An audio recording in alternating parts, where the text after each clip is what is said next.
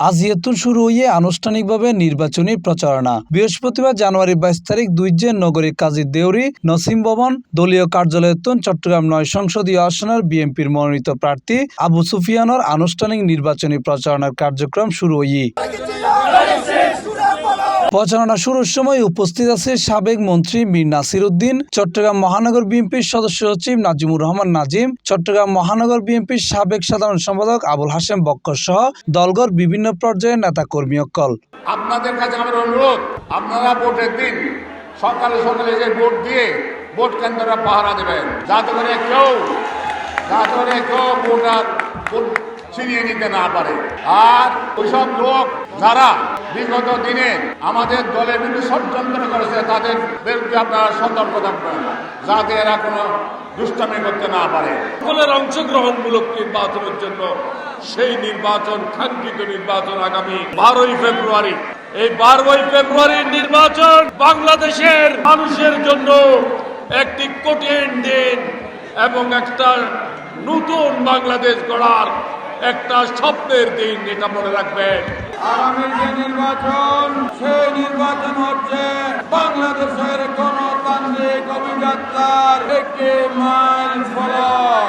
এই নির্বাচনের মধ্য দিয়ে বাংলাদেশের গণতন্ত্রকে সুসংহত করার আমার নেত্রী দেশনেত্রী বেগম খালেদা জিয়ার আজীবন যে সংগ্রাম, সেই সংগ্রামী চেতনাকে ধারণ করে বাংলাদেশের গণতন্ত্রকে রক্ষার জন্য আগামী নির্বাচনে আমরা ভোট যুদ্ধে নেমেছি।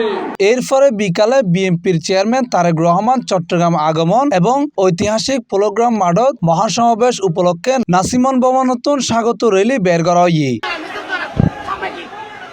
এই সময় র্যালিগো কাজী দেউরি দলীয় কার্যালয়তন শুরু হয়ে লাভলেন হয়ে আন্দরকিল্লা এলাকা যায় সংক্ষিপ্ত সমাবেশের মাধ্যমে শেষ হয়ে 25 তারিখ সুশৃঙ্খল ভাবে আমরা প্রত্যেক ওয়ার্ড থেকে ইতিমধ্যে আমাদের অঙ্গ সংগঠনের সাথে কথা বলেছি, প্রার্থীদের সাথে কথা বলেছি। যেহেতু চট্টগ্রামে অতীতে সকালবেলা কোনো রাজনৈতিক সমাবেশ হয়নি, 25শে জানুয়ারি প্রথম সকালবেলা সমাবেশ হবে।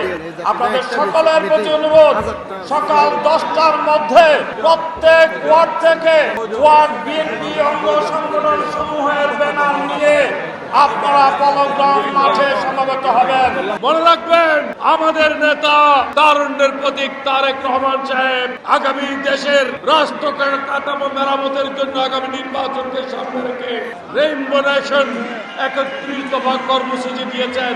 রাষ্ট্রের উন্নয়ন, নারীর উন্নয়ন, শ্রমিকের উন্নয়ন, কৃষকের উন্নয়ন, শিক্ষার প্রসার, সকল ক্ষেত্রে এই 31 দফার মধ্যে আছে কর্মসংস্থান, বেকার কর্মসংস্থান, সমস্ত কিছু এখানে আছে। এবং গণতন্ত্র, সাম্যতা, আইনের শাসন, সংবাদপত্রের স্বাধীনতা, মানবিক অধিকার এবং যে ভোটের অধিকার কেড়ে নেওয়া হয়েছে, আর যাতে কেউ সেই ভোটের অধিকার কেড়ে নেয়। আমাদের নেতা তারেক রহমান 25 জানুয়ারি এই পোলোগ্রাম ময়দানের মহাসমাবেশে আসছেন। ওনার আগমনকে স্বাগত জানিয়ে আমরা মিছিল বের করব।